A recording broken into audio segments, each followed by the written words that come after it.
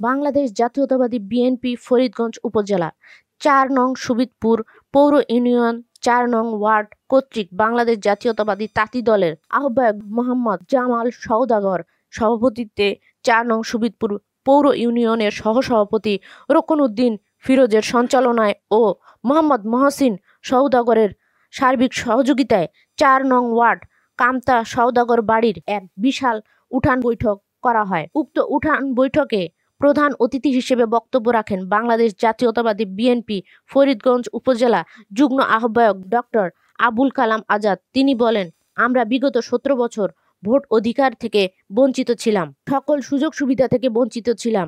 তাই আলহাজ এম.এ. হান্নান সাহেব আগামী দিন ফরিদগঞ্জ এমপি হিসেবে দেখতে চাই বলে তিনি আহ্বান জানান। বিশেষ অতিথি বক্তব্য রাখেন বাংলাদেশ জাতীয়তাবাদী বিএনপি ফরিদগঞ্জ উপজেলা যুগ্ম আহ্বায়ক জনাব আবু জাফর খসরু মোল্লা। তিনি বলেন, আপনারা জানেন এম.এ. হান্নান সাহেব নির্ভীক একজন মানুষ, আমরা তাকে এমপি হিসেবে দেখতে চাই। তিনি আশাবাদ ব্যক্ত করেন। বক্তব্য রাখেন ফরিদগঞ্জ উপজেলা তাঁতি দলের আহ্বায়ক জামাল সওদাগর। উপস্থিত ছিলেন উপজেলা বিএনপি কারা নির্যাতিত নেতা মোহাম্মদ আজাদ পাটোয়ারি। বক্তব্য রাখেন ৪ নং সুবিদপুর পৌর ইউনিয়ন বিএনপির সভাপতি জাহাঙ্গীর আলম বুলু। আরও বক্তব্য রাখেন ইউনিয়ন বিএনপি সাংগঠনিক সম্পাদক মোহাম্মদ জাকির খান।